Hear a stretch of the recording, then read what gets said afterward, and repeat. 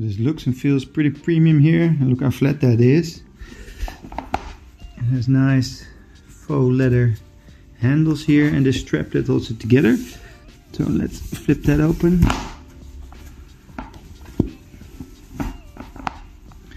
Once you have that, let's open.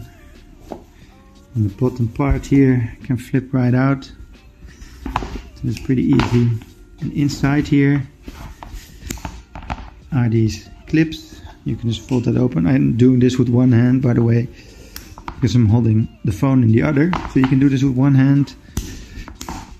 It's pretty sturdy, and you can easily flip that back up, but you really have to push in the middle, not too hard, but it won't flip open once you hold it like so.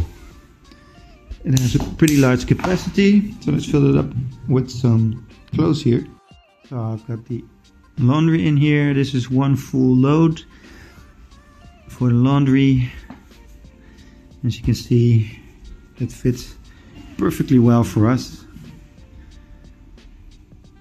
And it's really sturdy. So I really recommend this for anyone looking for a cool laundry basket.